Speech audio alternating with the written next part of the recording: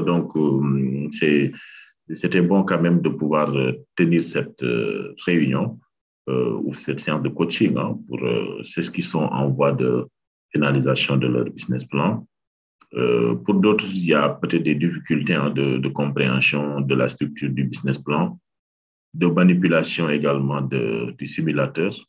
Je rappelle que lors de notre cours sur le business plan, on avait déroulé quand même tout le processus depuis l'élaboration du business plan jusqu'à la rédaction de l'étude financière. Mais je comprends que quand même, quand vous êtes dans la phase d'élaboration, il y a toujours peut-être des choses qui ne sont pas évidentes à se rappeler. Alors, je rappelle que c'est une séance de coaching qui va non seulement permettre de pouvoir présenter l'ossature du business plan. Ça, donc, on va y revenir tout de suite, l'ossature, pour une bonne compréhension de la rédaction. Ensuite, nous aurons à voir un peu le simulateur financier, qui est quand même prédéfini, parce que dans le simulateur, il y a des données qui sont des données de base, donc qui sont paramétrées. Maintenant, vous introduisez que ce qu'on appelle les inputs. Les inputs, c'est vos informations et les outputs, c'est ce que le simulateur va vous donner comme résultat. On va y revenir tout de suite. Je pense que c'est là où peut-être provient certaines difficultés. Le fait qu'il y a une confusion peut-être entre les inputs et les outputs. Les outputs, c'est prédéfini, vous ne pouvez pas y toucher. C'est les inputs qu'il faut changer en fonction de vos projets. Dans la dernière partie de cette séance de coaching, nous aurons naturellement un jeu de questions-réponses en syrianant. Alors, je rappelle que pour la rédaction du business plan, c'est un travail qui doit essentiellement être fait par le lauréat. D'ailleurs, même c'est quand même l'essentiel du business plan. Quand on parle de la quintessence même du business plan, c'est la rédaction du document par le porteur de projet. Maintenant, l'expert que nous sommes, nous encadrons, nous faisons ce qu'on appelle un suivi.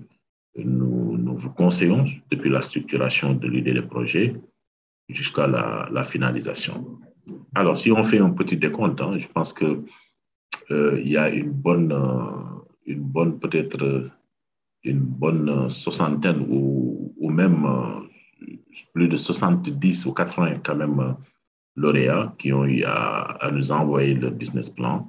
Nous avons échangé en termes d'observation et on se rend compte qu'il y a de très bons business plans. Donc, il y a de très bons business plans. Mais également, ce qu'on voit, c'est qu'il y a des business plans à améliorer.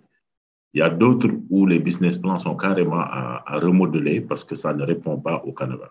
Si on a tenu à vous donner un canevas, c'est que vous devez quand même adapter votre projet au canevas. Le canevas est à respecter si vous voulez une phase de validation finale de votre business plan par le PSG.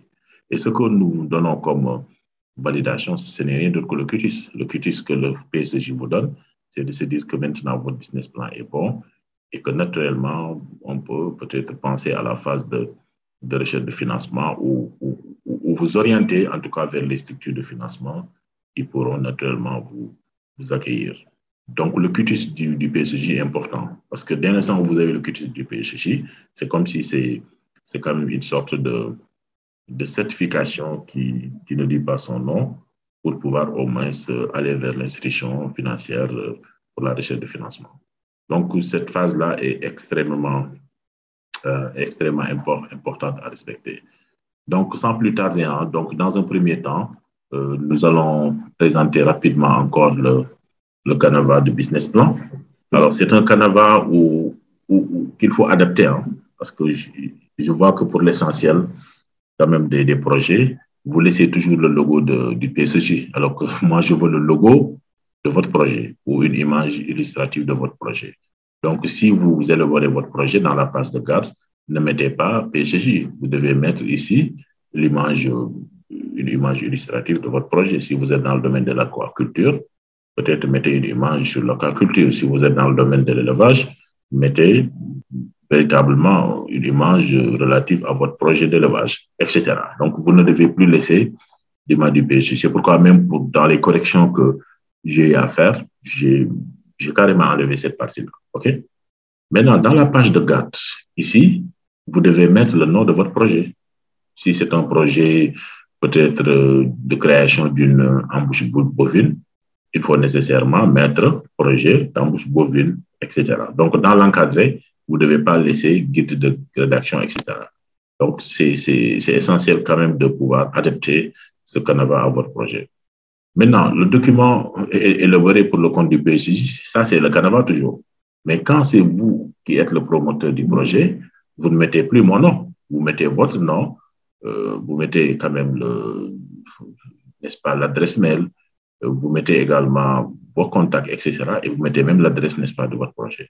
Donc ça, c'est juste pour le Canva. Mais quand vous élaborez un projet, vous devez quand même adapter tous les éléments par rapport à ça. Donc pour la page de garde, je ne veux plus voir le logo du PCJ, je veux voir le logo de votre projet. Pour l'encadrer également, vous mettez le nom de votre projet et vous mettez quand même les coordonnées personnelles vous concernant. Alors, dans la phase maintenant dans la phase de rédaction du projet, il y a la phase de la présentation du projet. Et dans cette phase-là, il faut comprendre qu'il y a essentiellement la fiche synoptique. Alors ici, pour la fiche synoptique, c'est un certain nombre d'informations synthétiques à donner.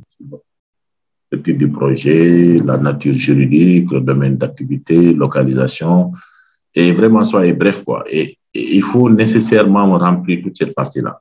Parce que la bailleur de fonds qui va vous financer va voir de façon synthétique, n'est-ce pas, les éléments clés de votre projet. Peut-être qu'il n'a pas le temps d'un seul coup de parcourir tout votre projet, mais il va avoir une lecture synthétique. Et donc, cet encadré-là ou ce tableau, ou si vous voulez, cette partie-là, doit pouvoir être élaboré de façon très synthétique.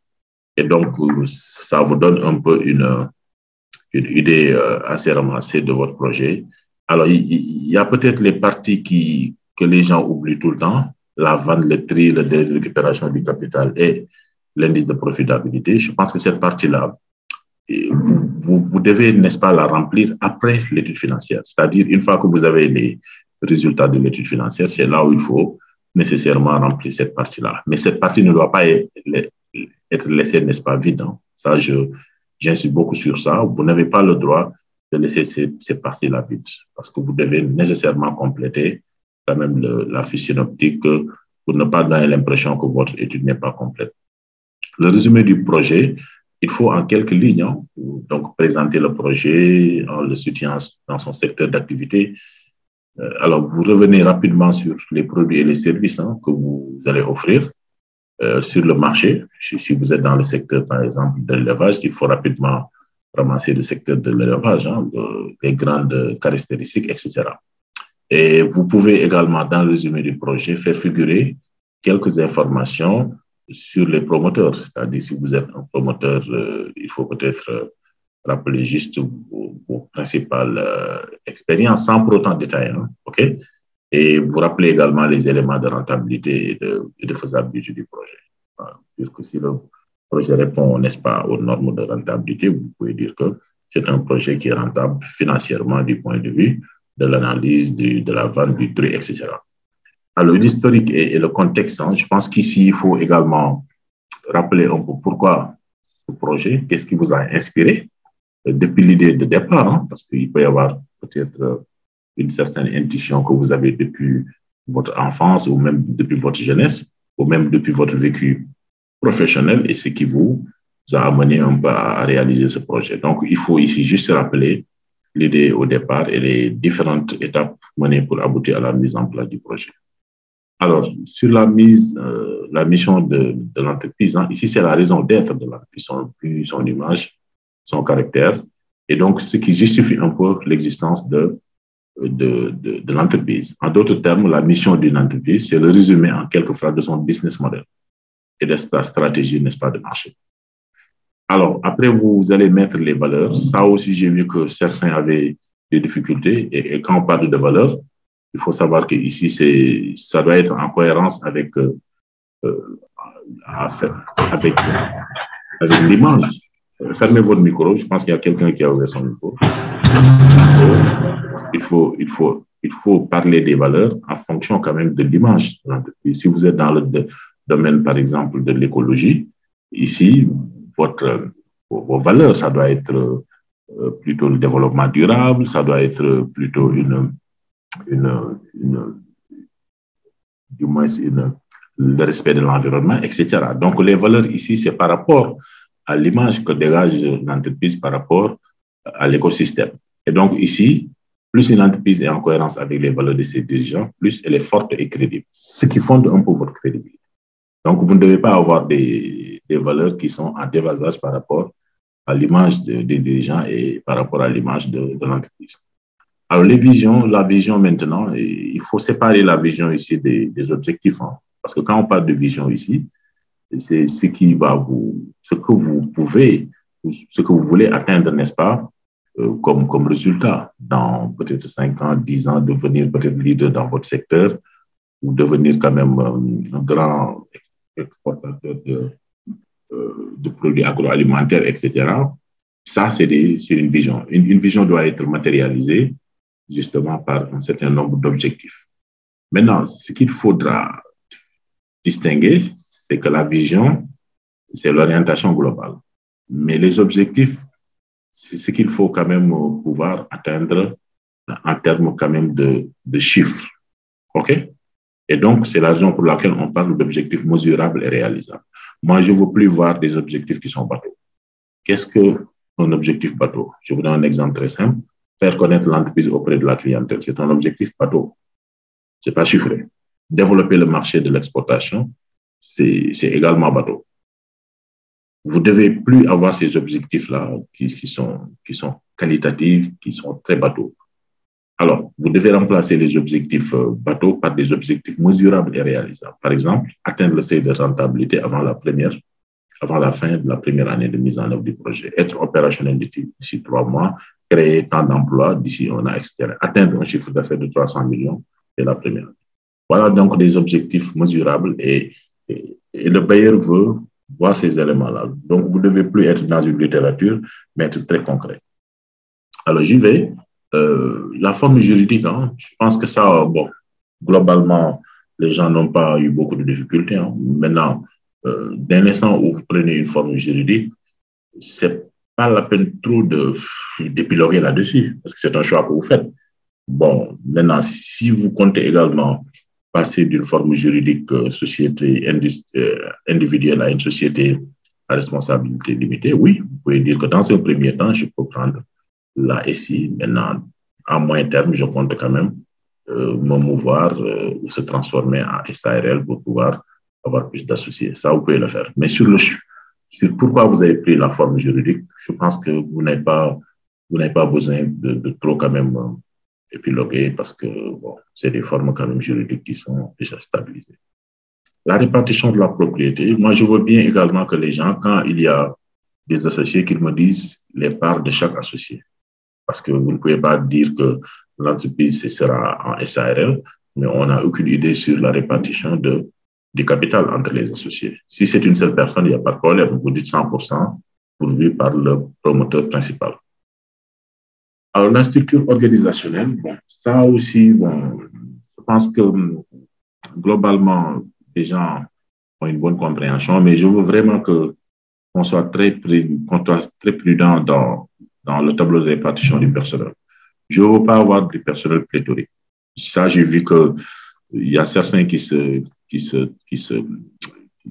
étaient même en train de me donner, n'est-ce pas, une taille du personnel qui est de 10, 15, etc.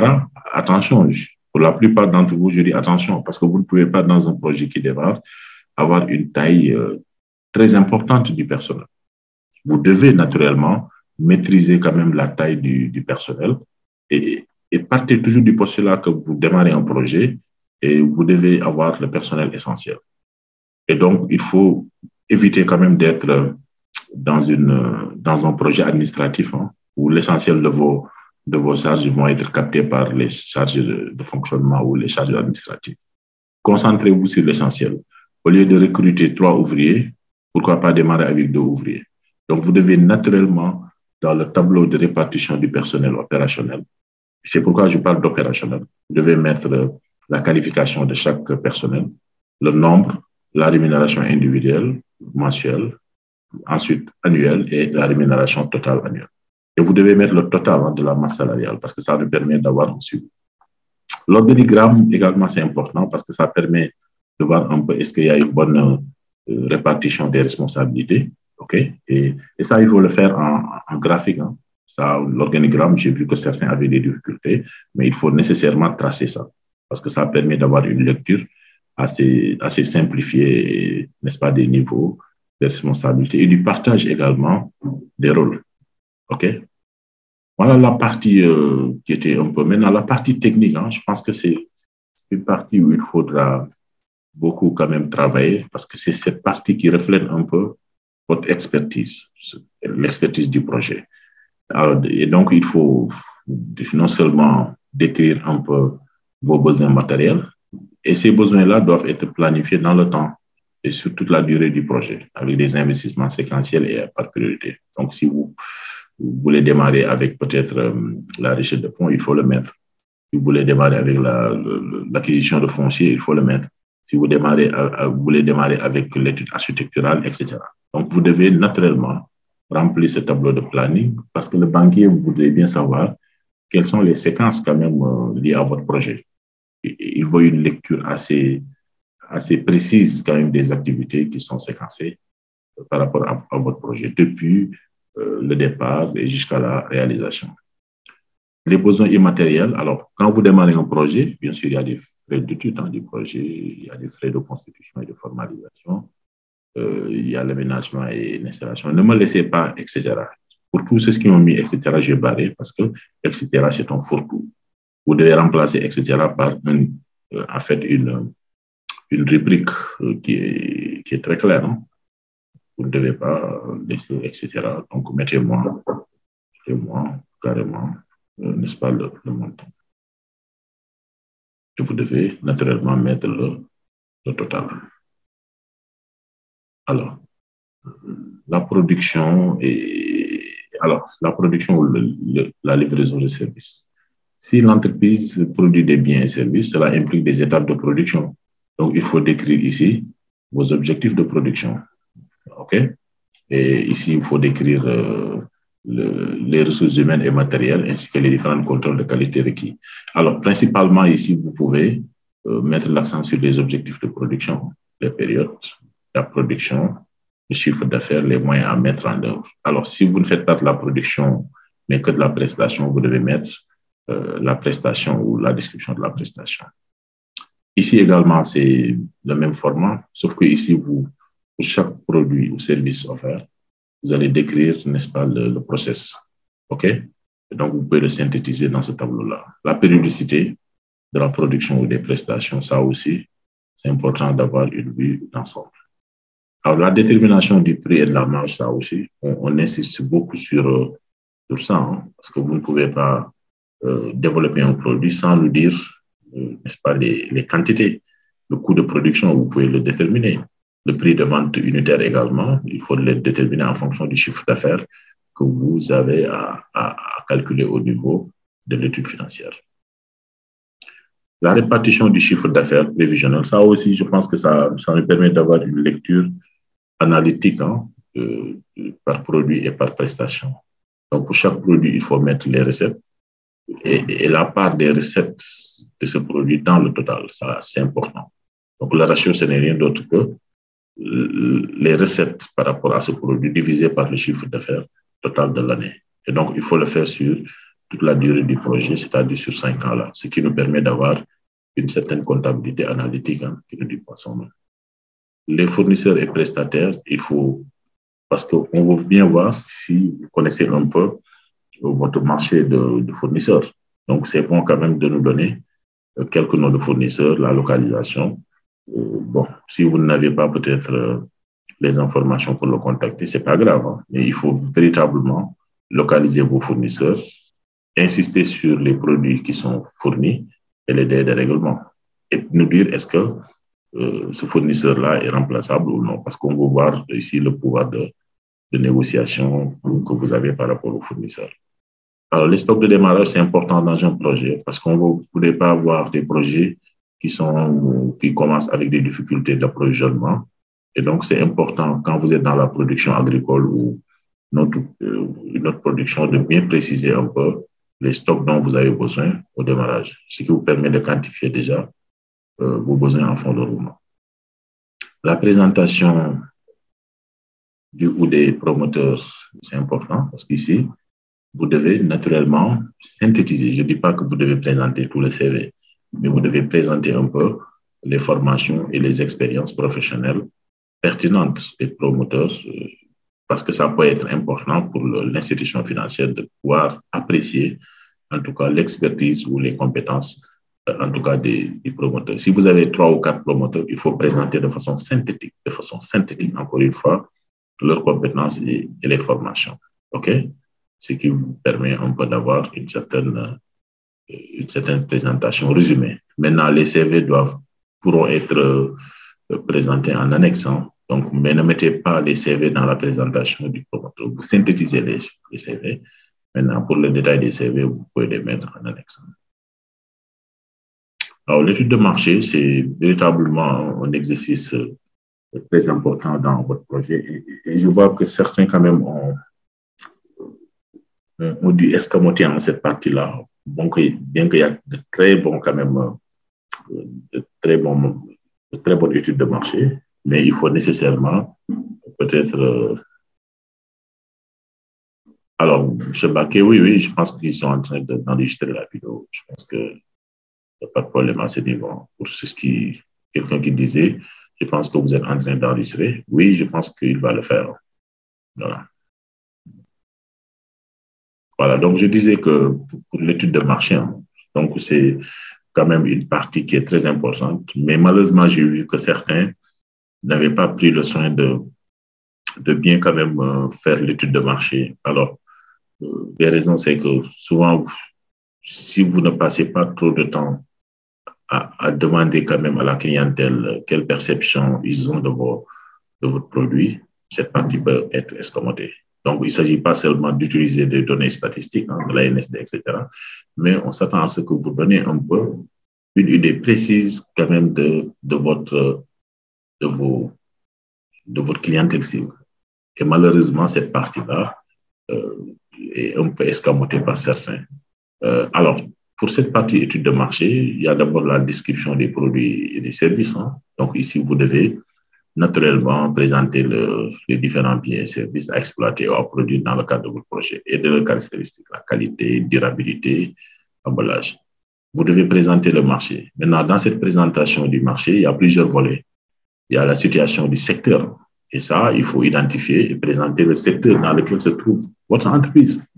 Et ça, vous avez beaucoup quand même d'informations statistiques hein, qui sont fournies par la NSD, la DPIE, le ministère de l'Agriculture, le ministère chargé de l'Industrie. En tout cas, la documentation est abondante. Pour ça, vous présentez l'évolution du secteur au cours de ces dernières années, tout en précisant les sources, hein, l'état de la situation actuelle. Et il faut préciser, est-ce que vous êtes dans un marché en développement, en expansion ou en maturité? Il faut également donner une estimation de l'évolution de la demande à court et moyen terme. Et ça, toutes les statistiques sont disponibles. Hein. Les fluctuations de la demande au cours des dernières années, pour voir les tendances. Il faut présenter les spécificités du secteur. Est-ce qu'il y a des difficultés? OK. Et puis, vous passez à l'évaluation du marché potentiel. Alors, quand on parle de marché potentiel ici, c'est l'ensemble des personnes ou des entreprises qui demandent ou qui sont susceptibles de demander des produits pour satisfaire leurs besoins. Ce sont ici les consommateurs. Alors ça, vous avez les données démographiques de la NSD qui vous donnent un peu une structuration des consommateurs. Donc, il faut évaluer ici le nombre de personnes qui correspondent à la clientèle ciblée. Si vous êtes dans le domaine de l'agroalimentaire, il y a des statistiques qui vous donnent un peu le nombre de consommateurs ou de demandeurs potentiels pour tel produit lié à l'agro-business, à l'élevage, combien de personnes consomment les poulets, etc. Par an. Ça, c'est des estimations qui sont fournies régulièrement par les agences statistiques et la DPE. Maintenant, pour vous, ce qui va beaucoup nous intéresser, c'est le profil du marché cible. Et pour le profil du marché cible, il y a deux questions qui sont importantes. Quels qui sont nos clients cibles? Et ça, véritablement, vous ne pouvez répondre à ces questions que si vous faites une enquête. Qui sont vos clients cibles et vos clients ont-ils des caractéristiques communes? Ça, vous ne pouvez répondre à ça que si vous faites une enquête de terrain. Je précise, l'enquête de terrain, c'est ça, le profil du marché cible. Vous n'avez pas le droit de pouvoir d'y passer rapidement. C'est là où on va sentir que vous connaissez bien votre clientèle et c'est sur la base d'un sondage que vous faites, hein, euh, d'une enquête de terrain pour au moins approcher la clientèle, le groupe d'âge, le sexe, le revenu annuel, le genre d'activité, les besoins à combler, etc. Le marché visé ici, c'est vous allez déterminer à quelle échelle se structureront vos ventes. Hein. C'est-à-dire ici, il faut, à partir de l'estimation de votre clientèle, si vous pouvez dire que par année, je compte attaquer ou cibler tant de, tant de clients dans le domaine de mon produit. Alors, la situation concurrentielle est importante ici. Alors, ici, quand on parle de situation concurrentielle, ici, c'est l'exposé de concurrents directs et indirects. Votre projet, quels sont vos concurrents directs et indirects? Et ici, vous allez décrire leurs forces et les faiblesses en vous plaçant du point de vue des clients. C'est-à-dire ici, quand on parle de situation concurrentielle, vous devez exposer la liste de vos concurrents directs et indirects et dire quelles sont leurs forces et leurs faiblesses dans un tableau. Hein. Bon, vraiment dans un tableau pour être synthétique. Maintenant, il y a une autre partie, et je pense que c'est là où ça vient, la confiance. Pourtant, l'analyse concurrentielle de l'entreprise, c'est par rapport à vous maintenant, projet. Quels sont vos avantages concurrentiels? Et si vous placez du point de vue des clients, quelles sont vos forces et vos faiblesses? Les forces, c'est à consolider. Les faiblesses, c'est véritablement des défis, hein, des points qui sont à améliorer.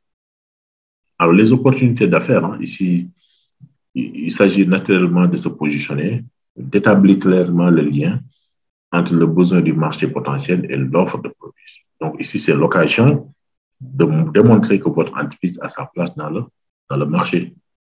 Pour, quelle est l'opportunité d'affaires de votre projet dans le marché et sa viabilité également commerciale? Alors, la stratégie de mise en marché ici, c'est les techniques que vous utilisez, hein, pour faire connaître votre produit. Et ça, je pense que vous avez la stratégie de marché, c'est l'équilibre entre le produit, le prix et la promotion et la place. Hein. Donc, ici, c'est naturellement les politiques de prix, c'est avec l'approche clientèle, les garanties. Est-ce que vous voulez offrir quand même des garanties à vos produits ou à vos services, télé de rappel, politique d'échange ou de remboursement, etc. La publicité et promotion, il faut l'adapter, hein, parce que j'ai vu que beaucoup de gens ont laissé cette partie-là, mais moi j'ai barré parce que je veux voir est-ce que vous avez une politique de promotion quand même ou d'action promotionnelle de vos produits. La localisation de l'entreprise, ça aussi c'est important. Alors si vous êtes dans un projet agricole, n'hésitez pas à me mettre le map, hein, ou l'image illustrative, hein, ou peut-être même la cartographie de votre site. Hein. Je pense que ça permet aux banquiers d'être plus rassurés que véritablement votre projet, vous avez déjà un site d'implantation et ça rassure. Hein. OK? À la géolocalisation.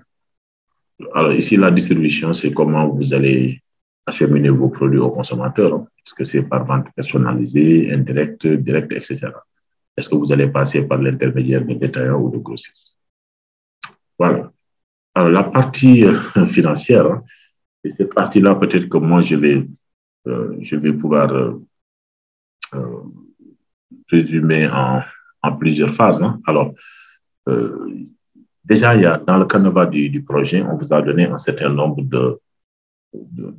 d'éléments qui vont vous permettre de pouvoir écrire votre étude financière. Et c'est la partie qui est la plus importante parce que cette partie permet d'évaluer la rentabilité et le coût du projet. Et ça donnera également sur le mode de financement.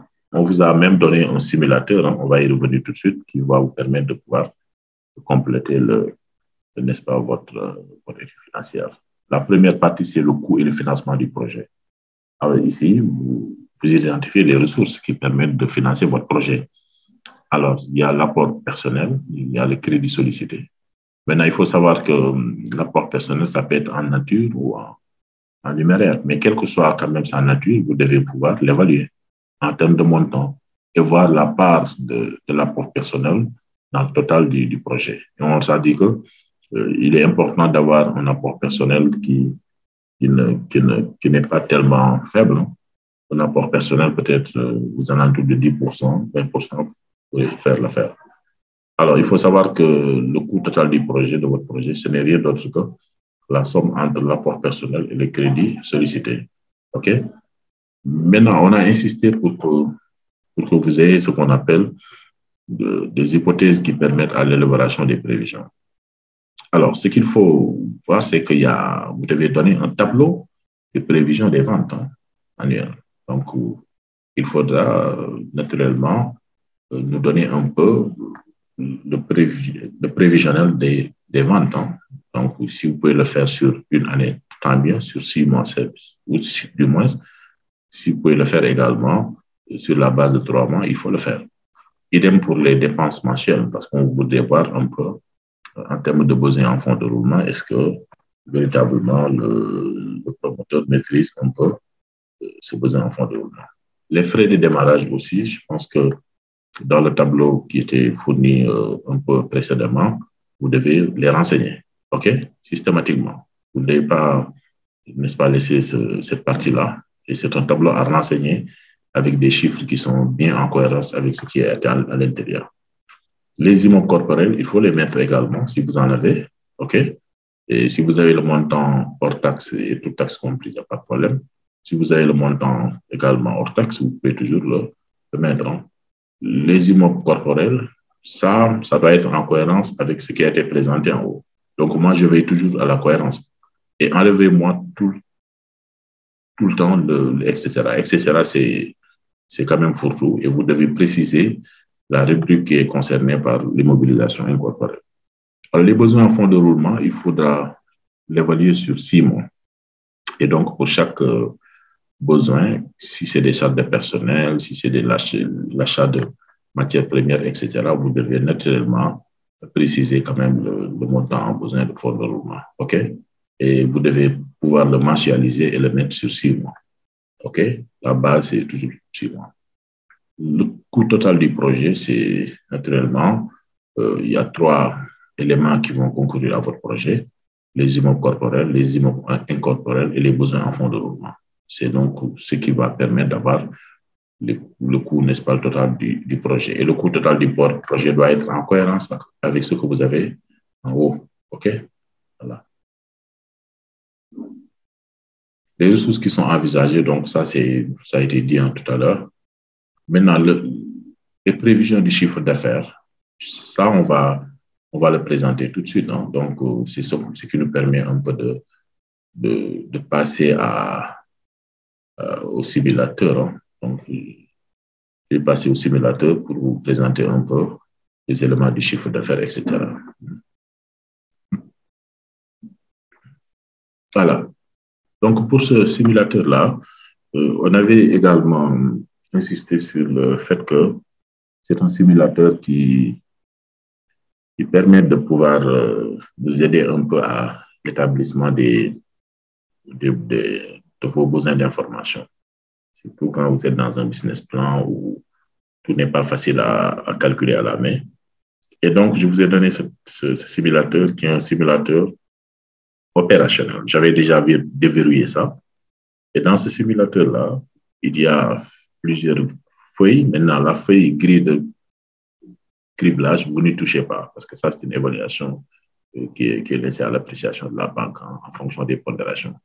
Maintenant, pour cette grille pour la feuille besoin de financement, il y a un tableau où il y a plusieurs rubriques. La première rubrique, c'est les investissements. Les investissements, c'est l'ensemble des investissements corporels et incorporels que vous avez identifiés dans votre projet. Il faut préciser à chaque fois. Donc, vous renseignez que les éléments qui sont en rouge, regardez bien, et vous renseignez les montants. Dès l'instant où vous renseignez les montants, ça vous donne systématiquement le résultat. Le résultat ici est donné systématiquement. Donc, à gauche, vous avez les investissements corporels et incorporels. À droite, vous avez les besoins de fonds de roulement sur 6 mois. Donc, ici, si c'est des intrants, charges de personnel, etc., vous mettez 6 mois. OK? Et ça doit vous donner un peu le résultat. Donc, dans le tableau besoin de financement, c'est les investissements corporels et incorporels. Et à droite, vous avez les besoins en fonds de roulement sur 6 mois. Donc, ça se génère systématiquement. Donc, tout ce qui est en chiffre rouge, c'est les inputs. Donc, vous ne faites que renseigner et ça vous donne un peu, en tout cas, ça vous donne un peu le total. Hein? OK?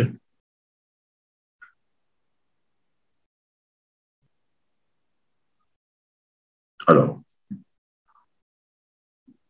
et donc, dans l'instant où vous renseignez ce tableau-là, ici, les besoins en fonds de roulement, ça sort, le pourcentage et les investissements. Ça vous donne ici le coût du projet. Maintenant, en, en rouge, c'est ce qu'il faut tout le temps renseigner. Quel est votre apport? Okay. Là, par exemple, c'est 2 millions pour le projet. L'emprunt, combien, n'est-ce pas, je compte avoir. Donc, il faut nécessairement ici avoir quand même l'élément qui vous permet de pouvoir déterminer le coût du projet. Donc, ici, l'apport plus l'emprunt, ça vous donne le 6 millions. OK? Maintenant, là où il faut peut-être insister, c'est au niveau de votre chiffre d'affaires. Alors, le chiffre d'affaires, c'est égal à quoi? Le chiffre d'affaires, ce n'est rien d'autre que le prix de vente de vos produits, ou de chaque produit multiplié par les quantités. Et normalement, vous devez pouvoir me donner pour chaque année, n'est-ce pas, votre chiffre d'affaires. OK? Ça, c'est évident. Chiffre d'affaires, tout le monde doit pouvoir le déterminer. Le prix de vente, si vous avez 10 produits, pour chaque produit, vous prenez son prix de vente et vous multipliez par les quantités produites. Parce que dans l'étude technique, vous pouvez naturellement donner ça. Et donc, vous pouvez pour chaque année donner le chiffre d'affaires, année 1, année 2, année 3 jusqu'à année 5. Les charges d'exploitation aussi, il faut naturellement dire que c'est des charges qui sont liées à votre exploitation. Si vous avez des matières premières, si vous avez quand même des marchandises à acheter, tout ça, il faut nécessairement les intégrer. Donc, ce qui vous permet d'avoir les charges, n'est-ce pas, d'exploitation à renseigner. Maintenant, les frais de personnel, il faut les intégrer parce que ça vous permet de calculer plus tard quand même l'excédent brut d'exploitation. OK? Donc, ici, quand vous mettez des chiffres qui sont en rouge, que ce soit le chiffre d'affaires, les charges d'exploitation, le personnel et les amortissements également, si vous avez le montant prévisionnel, systématiquement, la machine vous calcule la capacité d'autofinancement. Donc, de la première année, et la capacité d'autofinancement permet de voir un peu la capacité de l'entreprise à générer des flux de trésorerie à partir de son projet. Et donc, ici, vous avez un peu une estimation, n'est-ce pas, de l'an 1 jusqu'à l'an 5. Donc, vous voyez, il faut juste écrire, enseigner les chiffres d'affaires, les charges d'exploitation, les charges de personnel, l'amortissement pour avoir tout le restant. Donc, c'est prédéfini. Tout ce qui est en rouge, c'est ce qu'il faut quand même renseigner. Tout ce qui est en noir, vous ne pouvez pas. Donc, c'est des choses qui sont déjà calculées. OK, vous ne devez pas y toucher. Au besoin même, je pourrais vous envoyer encore ce fichier-là pour vous permettre de mieux. Alors, ce qu'il faut bien noter, et c'est important, c'est que dans une étude de projet qui est pertinente, vous devez avoir ce qu'on appelle des scénarios. Les scénarios, c'est quoi? C'est des hypothèses de réalisation. C'est-à-dire, il faut partir du postulat que mon chiffre d'affaires peut se réaliser à 100%, mon chiffre d'affaires peut se réaliser à 90%, ou mon chiffre d'affaires peut se réaliser à 110%. Dans chacun des cas, je dois calculer mon compte d'exploitation prévisionnelle. Ça, c'est important. Je répète, en fonction de la réalisation ou non de mon chiffre d'affaires, à 100%, 90% ou 110%, je dois pouvoir, en tout cas, réaliser un peu. Oui, bon, on va vous envoyer ça. Donc, le fichier sera envoyé à M. Dia ou au service du PSG ou à Diop, qui vont pouvoir quand même vous le transmettre. Hein. Donc, ils vont vous le transmettre rapidement. Donc, en fonction, je disais, de ces paramètres de changement du chiffre d'affaires, mais également des charges. Les charges peuvent varier peuvent être en taux de 90%, se réaliser à 80% ou à 100%. En fonction de ça, il faudra nécessairement déterminer le compte d'exploitation. J'y viens. Et pour le premier scénario, donc, ici, il faut savoir que le compte d'exploitation ici, prévisionnel, est déterminé suivant plusieurs scénarios. Le premier scénario, on a dit que c'est lorsque le chiffre d'affaires se réalise à 100% et voilà, les charges, c'est à 90%.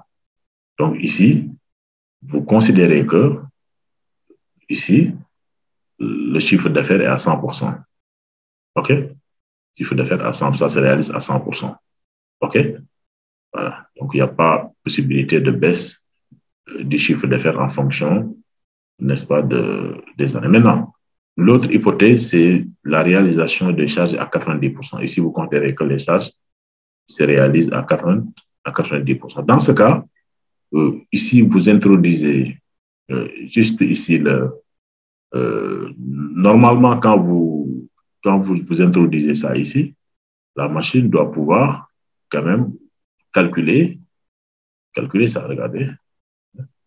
Donc, normalement, ce calcul est automatique. OK? Donc, vous n'avez même pas besoin de calculer ici. La machine vous génère ça rapidement. Donc, ici, vous ne touchez pas parce que ça a été généré depuis le départ. Donc, encore une fois, c'est les chiffres en rouge qu'il faut renseigner. Et pour tout le reste maintenant, la machine vous génère ça. Donc, la machine va vous donner le compte d'exploitation lorsque vous êtes sur le scénario 1. La machine va vous donner le compte d'exploitation prévisionnel lorsque vous êtes sur le scénario 2. Et enfin, la machine va vous donner, n'est-ce pas, le compte d'exploitation prévisionnel lorsque vous êtes sur le scénario 3. Donc, ce qui vous permet un peu de pouvoir avoir 3 comptes d'exploitation en fonction, n'est-ce pas, des hypothèses. Hausse du chiffre d'affaires ou baisse des charges. Et donc, cette feuille-là est importante parce que normalement, vous devez l'intégrer dans votre business plan selon 3 hypothèses. Parce que le banquier ne va pas seulement regarder est-ce que votre compte d'exploitation. Oui? Oui, Dieu. Fermez votre micro. Fermez votre micro, s'il vous plaît. Fermez votre micro. Ah, tu as permis. Fermez votre micro. Alors, donc ça, c'est le compte prévisionnel. Maintenant, ici également, vous voyez, la machine vous donne directement quand même les flux de trésorerie. Donc, vous n'avez pas besoin de calculer ça. Et il vous donne en fonction des 3 hypothèses. Scénario 1, scénario 2 et scénario 3. Vous voyez un peu? Et ce qui est le plus important aussi, je reviens sur la feuille compte d'exploitation. Ici, la machine vous donne les indicateurs de rentabilité en fonction des 3 hypothèses. Donc, ici, dès l'instant où vous renseignez les seuils, la durée du prêt, la périodicité de remboursement et le différé, ça peut être 3 ou 6 mois. Bon, ça, c'est vous qui voyez.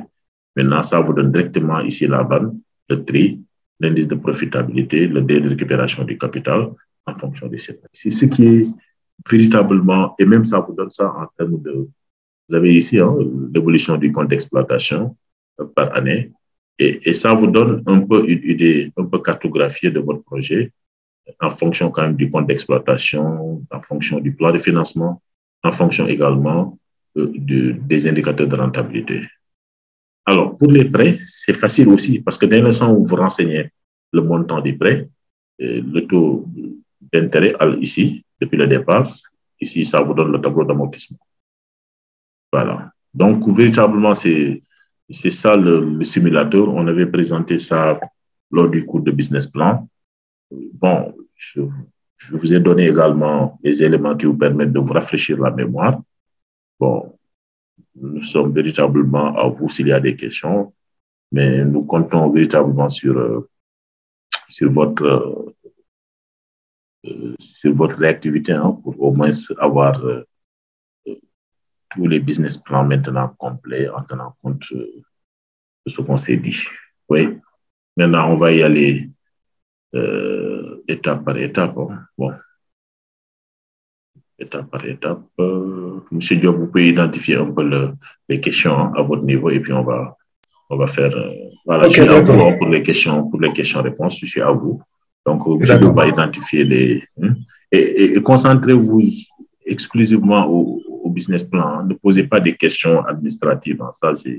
Ça, c'est pas l'objet quand même de cette séance de coaching. Donc, Exactement. on se concentre sur, en tout cas, le business plan. Si vous avez des difficultés ou voilà, vous le dites et puis voilà. Donc, M. Diop va prendre une liste d'intervenants. Soyez vraiment confiant parce qu'on doit arriver à midi.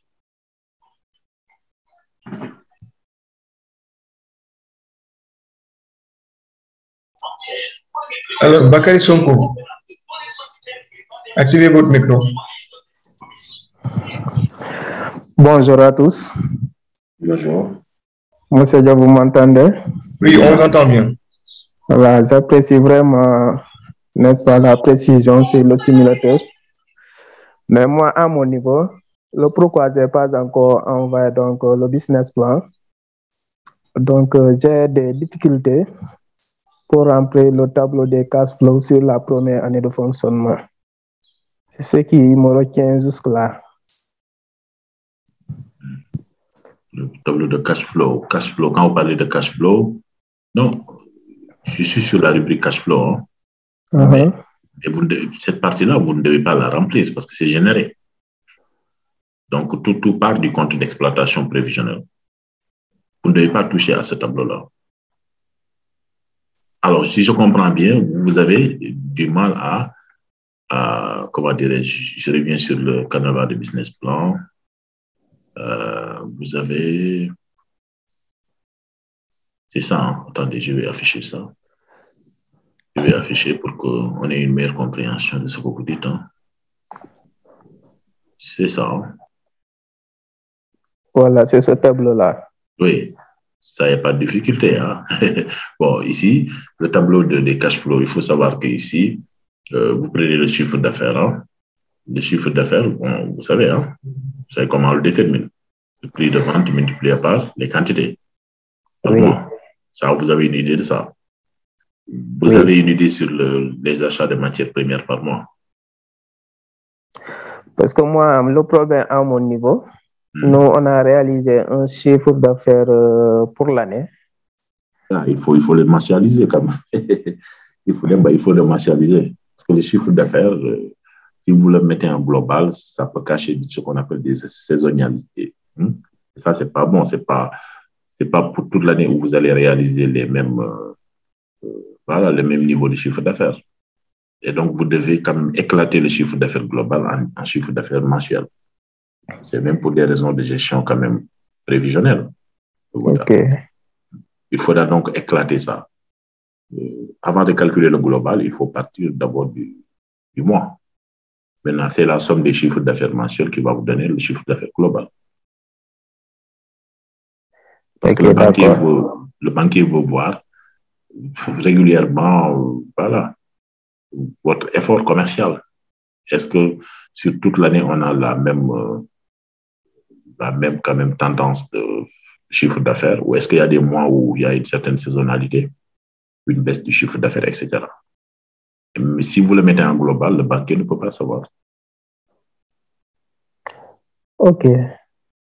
Maintenant, vous prenez les achats de matières premières, déduit des variations de stock, c'est-à-dire pour chaque mois, vous pouvez également dire combien de matières premières vous comptez acheter. N'est-ce pas? D'accord.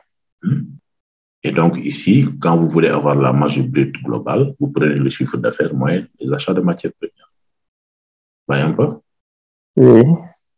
Ensuite, vous avez les charges de fonctionnement hors charges de personnel. C'est-à-dire les charges d'exploitation qui sont utilisées. Ça peut être des locations, charges locatives, etc. Ça peut être également d'autres services financiers, d'autres services administratifs consommés. Alors, ça, vous les mettez et marge brute globale moins charge de fonctionnement hors charge de personnel, ça vous donne la valeur ajoutée. La valeur ajoutée qui est quand même un indicateur très important pour voir un peu la productivité économique.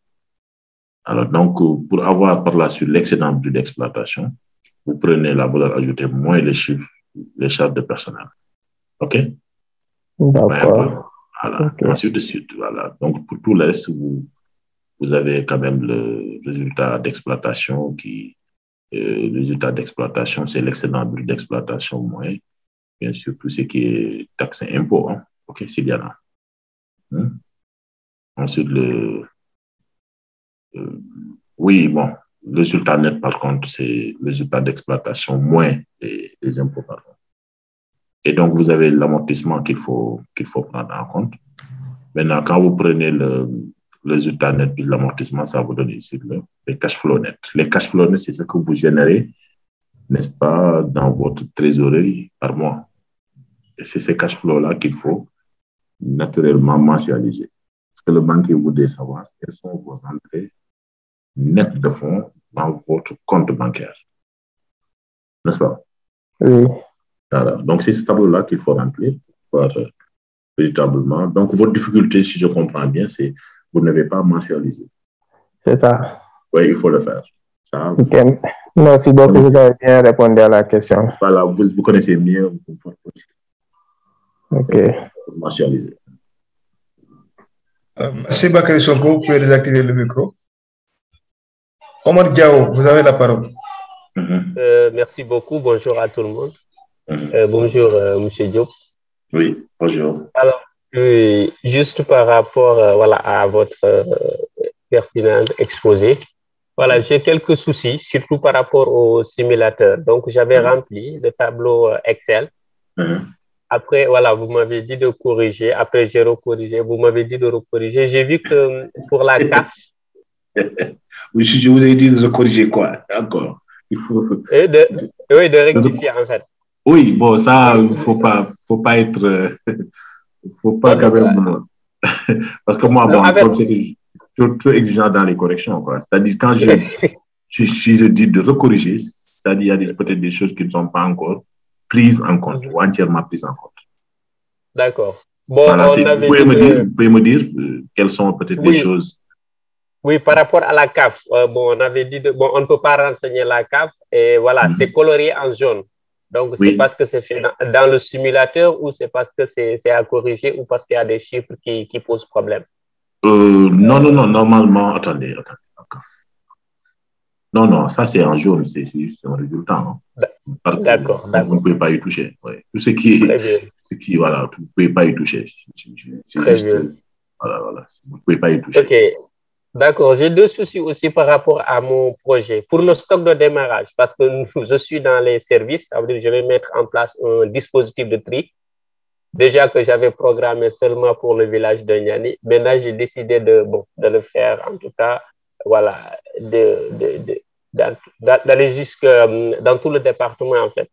Voilà, tout le département. L'humour, ça veut dire de voir peut-être... voilà, sur 100, si peut-être la possibilité d'en gagner 10%. Donc, c'est surtout par rapport à ça. Maintenant, comment s'y prendre avec le stock de démarrage? Ou est-ce qu'il faut impérativement le faire? Vous êtes dans quelle activité, rappelez-moi? La gestion et valorisation des déchets.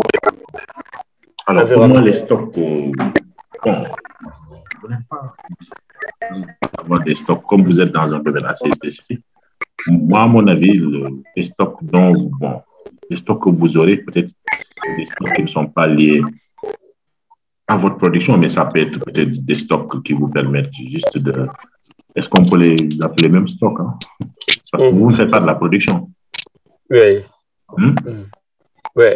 Donc, ce qu'il faut peut-être, dans ce cas-là, les stocks, vous pouvez vous en passer et mettre l'accent sur les besoins en fonds de roulement, peut-être. Par contre, les besoins en fonds de roulement, vous en avez. Oui. Oui. Oui, les besoins en fonds de roulement, vous en avez. Oui. C'est ça. Oui. Et donc, c'est justement une prise en charge de vos besoins sur 6 mois. Mais les stocks, comme vous n'êtes pas dans la production hâte, vous pouvez vous en passer. D'accord. Très bien. Par rapport à l'apport personnel 2 ou l'emprunt 2, l'emprunt numéro 2, est-ce que aussi c'est obligatoire ou il faut se référer seulement à... Bon, ça rassure. Plus vous avez un apport, plus, bon, on n'a pas quand même un montant fixe sur l'apport, mais je vous dis la norme. Hein, la norme, c'est entre 10 et 20%. Maintenant, comme je vous ai dit, il n'est pas peut-être trop important d'avoir un apport en numéraire, hein, parce qu'on sait que c'est un peu difficile quand même de mobiliser une épargne de départ. Mais si vous avez un apport sous forme de nature, hein, un apport en nature, ou un apport même en industrie, n'hésitez pas à l'évaluer et de l'intégrer comme un apport personnel. Surtout l'apport de terrain, etc. Parce que ça, la banque peut l'évaluer en termes, n'est-ce pas, d'apport personnel. Si vous avez un terrain sur lequel l'exploitation va se faire, je pense que c'est un apport personnel. Et peut-être que même la banque va sur la base de cet apport-là en nature, voilà, constituer l'hypothèque.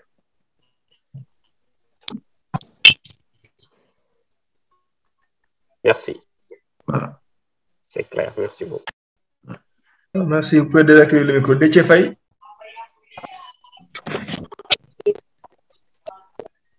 Activez le micro, Déthié Faye. Diop, il faudra peut-être pour certaines questions qui sont dans le chat, hein, me rappeler ça. Oui, j'ai répertorié. Voilà, après, vous allez me dire, hein, comme ça, on lever la main, après je vous donne les questions écrites. C'est ça. Vas-y, Déthié Faye. Ok, merci beaucoup de la clarté de la présentation. Et moi aussi, j'avais même des difficultés comme celui qui l'a présenté l'autre fois, c'est-à-dire le tableau des cash flows sur les premières années de fonctionnement. Parce que moi, j'avais une chiffre d'affaires annuelle, c'est-à-dire je suis dans le domaine de l'élevage.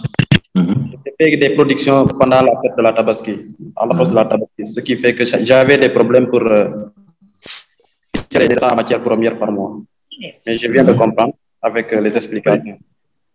En dehors de cela, le tableau de trésorier prévisionnel, c'est-à-dire l'empreinte bancaire, le total d'encaissement, remboursement du principal du crédit, sur aussi le total d'encaissement, solde de trésorerie, tout ça, j'avais des problèmes sur ça aussi. Merci. Alors, au niveau de quel... Attendez. Oui, fermez votre micro, ça grince là. Ça grince. Ça, c'est au niveau... Ah, d'accord, très bien. Alors, ici, donc, je reviens sur... Il faut fermer le micro, s'il vous plaît. Ça grince, hein? Déthié. C'est Déthié, non? Ça grince là. Yes.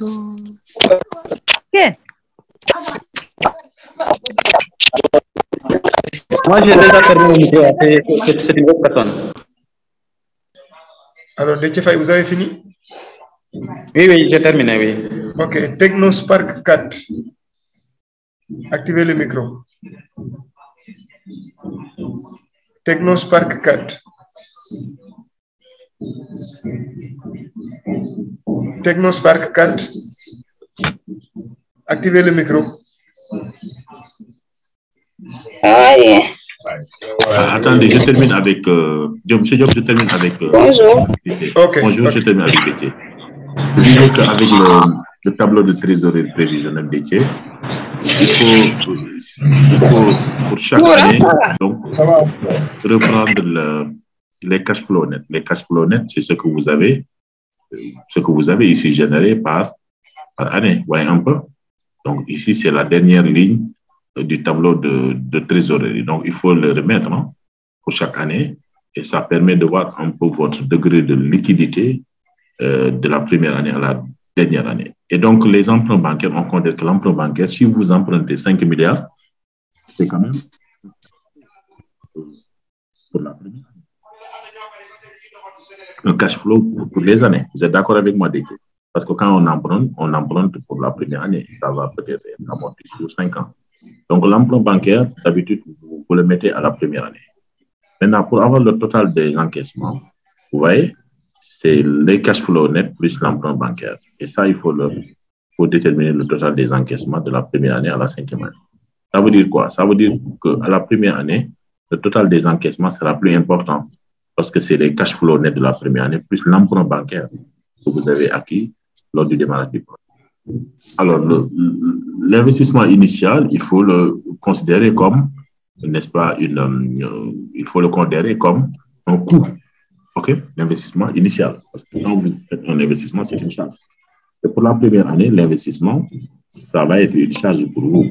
Si c'est 2 milliards, il faut considérer ça comme une charge. Le besoin en fonds de roulement, c'est une charge aussi. Le remboursement du principal du crédit, c'est une charge. Donc, le total du décaissement, ce n'est rien d'autre que l'investissement initial, plus le besoin en fonds de roulement, plus le remboursement du principal du crédit, ce qui vous donne un total de décaissement de temps.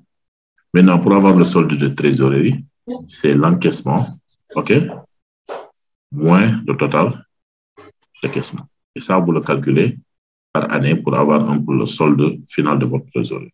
OK? Est-ce que je peux avoir encore des informations sur le remboursement du principal crédit et le total décaissement? Je n'ai pas bien saisi. Alors, le remboursement du principal du crédit, c'est sur la base de la simulation ici. OK? OK, vous voyez un peu le tableau simulateur. Regardez un peu ici. Pour chaque année, vous pouvez avoir vous voyez un peu? Pour la première année. C'est ça, non? Est-ce que vous me suivez là? Je ne vois pas votre curseur là. D'accord. Bon, attendez, j'enlève encore je fais le partage sur ça.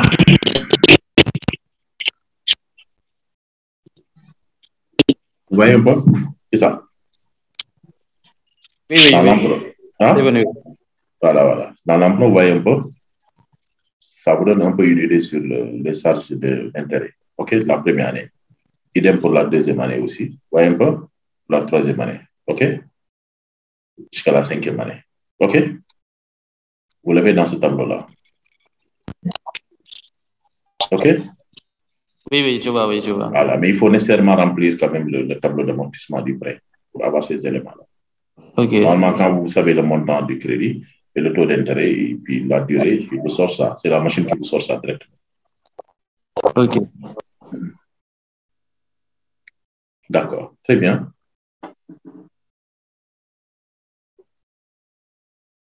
Oui, M. Diop, nous sommes à vous. Oui. Hein?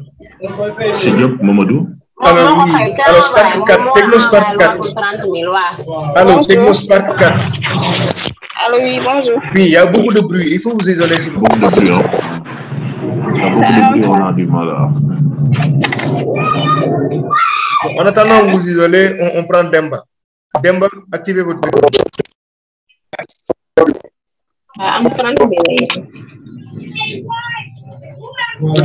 Bonjour. Oui, bonjour. Bonjour. Voilà. En fait, moi, j'ai un problème pour élaborer mon business plan depuis lors. Voilà, je suis en train de l'élaborer. Lequel? Quel est le problème? Non, je n'ai pas d'expérience là-dessus. Comment remplir le business plan, le simulateur que vous avez envoyé. Voilà, donc, du coup, je me suis bloqué là-dessus et je n'ai pas pu avancer, quoi. Est-ce que vous avez commencé à travailler sur l'étude de marché déjà? Parce que c'est à part de l'étude de marché et l'étude technique que vous pouvez avoir les quantités de production, les quantités à vendre aussi. Est-ce que vous avez commencé pour ça? Parce que je pense que le problème, c'est au-delà même du simulateur. Si vous n'avez pas les informations pour remplir le simulateur, vous voyez, vous serez coincé. C'est ça, c'est pas les informations. Hein? Je n'ai pas ces informations. Mais c'est pas ces informations. Il y a d'autres parties aussi que je ne comprends pas. Qu'est-ce que ça dit? Oui. Alors, ce que moi je vous suggère, c'est d'abord de bien travailler votre étude de marché. OK? Moi, je pense que ce qu'il faut faire, c'est de bien travailler déjà votre étude de marché, les quantités qui seront vendues, les caractéristiques de votre production. Vous êtes dans quel domaine? Vous êtes dans quel domaine? Transport et vente de produits agricoles. Et qu'est-ce que vous faites principalement? Hein? Quelles sont les prestations que vous allez offrir? C'est les produits. J'achète le produit agricole que je vends dans le marché. Dans le marché, vous faites la production. Donc, oui. Identifiez déjà. Non, je ne fais pas de production. Il y a des gens qui produisent et moi, je prends. D'accord. Et je vends ça dans le... D'accord, vous vendez. Donc, je pense que ce qu'il faut faire pour chaque produit, il faut nécessairement donc voir déjà ce que sera coûtant pour pouvoir quand même en disposer, n'est-ce pas? Et d'autre part, il faut avoir également le prix, n'est-ce pas, de revente. Maintenant, sur la base de ça, il faut identifier également les charges liées à votre exploitation. Qu'est-ce que vous allez supporter? Est-ce que vous allez prendre un hangar? Est-ce que vous allez avoir un réseau de distribution? Moi, je pense que votre problème, c'est que vous n'avez pas encore véritablement écrit votre business plan. C'est-à-dire la partie technique et commerciale. C'est cette partie qui va guider un peu l'étude financière. Parce que l'étude financière ne va pas tomber du ciel comme ça. L'étude financière, c'est après avoir fait votre étude technique et votre étude commerciale. Moi, ce que je vous suggère, c'est d'accélérer un peu la phase de rédaction de l'étude commerciale et technique. Maintenant, vous allez m'envoyer pour qu'on puisse voir comment pouvoir quand même renseigner sur la partie étude financière. OK? OK. Oui, maintenant, dans un délai de combien de temps? Parce que là, il y a certains qui ont même bouclé le business plan. Je ne sais pas si pendant combien de temps vous pouvez m'envoyer la partie carrément étude technique et financière. Bon, d'ici la fin de ce mois. Ah, c'est un peu long, le débat. Après, il y a la phase de validation déjà. Peut-être avant la fin du mois, vous pouvez m'envoyer. Oui, peut-être avant ça. Oui, parce qu'après, il y a la phase d'étude financière qui va suivre. Donc, avant la fin du mois, si vous pouvez m'envoyer les deux parties-là, comme ça, on pourra vous donner un coup de pouce pour la partie qui va rester. OK? OK. Très bien. D'autres questions? Non. Allez-y. Merci. C'est Diop. Alors, Galas Fall. Oui, bonjour, docteur. Bonjour, vous allez bien, M. Fall? Oui, ça va bien. C'est Galas Fall. Je suis dans le domaine de prestation de services de soins. J'avais trois préoccupations. D'abord, si vous pouvez revenir sur la notion des charges variables. D'accord. J'ai également pour remplir le tableau des amortissements, c'est-à-dire pour les immobilisations corporelles. D'accord. Donc, merci. Donc, deux questions. Alors, pour la première question, c'était quoi même? Galas, rappelez-moi la question. Si vous pouvez revenir. Oui, si vous pouvez revenir sur la notion des charges variables. Ah, les charges variables, d'accord, très bien. Alors, pour les charges variables, ce qu'il faut voir dans les charges variables, c'est les charges qui varient en fonction de l'exploitation. Il ne faut pas mettre dans les charges variables les charges de personnel parce que les charges de personnel sont fixes.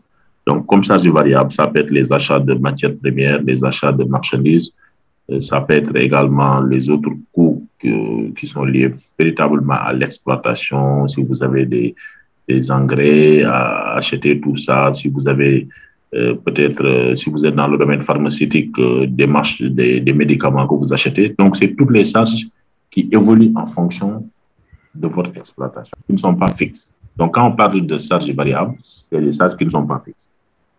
Alors, les charges qui ne sont pas fixes, c'est des charges qui sont liées à véritablement l'exploitation du projet.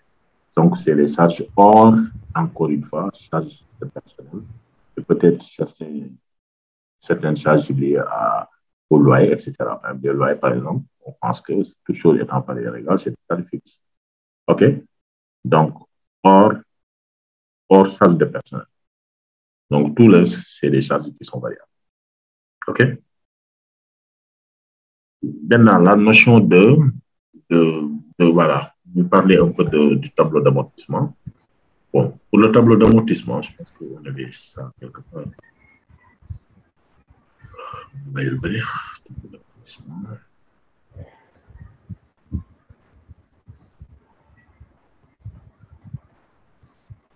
Oui, c'est 4 au niveau du Canava, 4.8. Ah oui.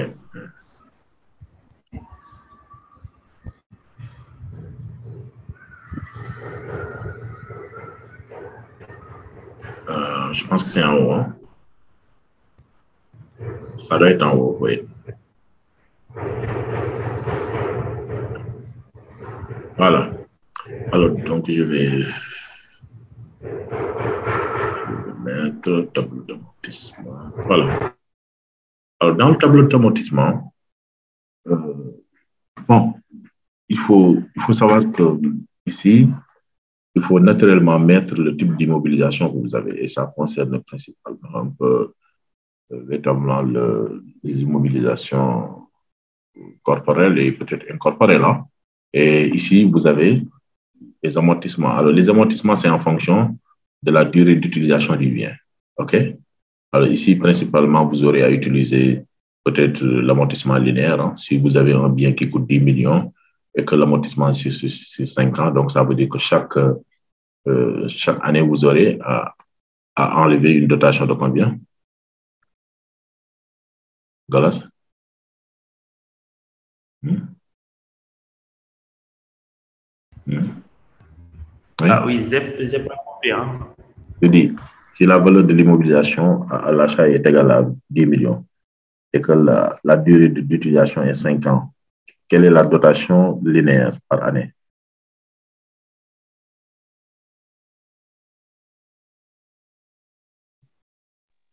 $2 millions? Voilà. 2 millions, donc vous prenez 10 millions et vous mettez amortissement, provision ici. Donc, si c'est amortissement, vous mettez A, la date d'achat, il faut la préciser. La valeur à l'achat, il faut la préciser. OK, attention, je montre. Et la durée prévue d'utilisation, il faut la mettre. L'amortissement annuel, c'est les 2 millions. Maintenant, annuité d'amortissement ici, il faut tenir compte quand même de... Vous n'êtes pas obligé même de mettre ça, vous pouvez enlever. Hein. Limitez-vous juste, n'est-ce pas, à l'amortissement annuel. Vous pouvez enlever la dernière colonne, ne pas trop s'embrouiller, OK? Parce que la somme après des amortissements annuels va nous donner un peu la totalité des amortissements sur la durée d'utilisation, OK? Donc, je répète, pour chaque type d'immobilisation, il faut mettre, si c'est un tracteur, il faut mettre tracteur, si c'est un amortissement, la date d'achat, la valeur d'achat prévisionnelle, la durée prévue d'utilisation, si c'est 5 ans, l'amortissement annuel, donc vous prenez, vous divisez par le nombre d'années d'utilisation.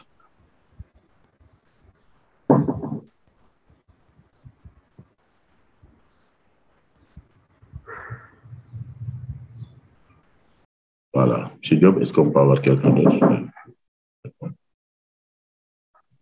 OK. Alors, TechnoSpark 4, est-ce que vous êtes isolé? Activez le micro. TechnoSpark 4. Alors, on sera obligé de passer à Serigne Salif Diop. Activez le micro. Oui, bonjour monsieur. Bonjour. Bonjour. En fait, moi, j'avais une question à propos.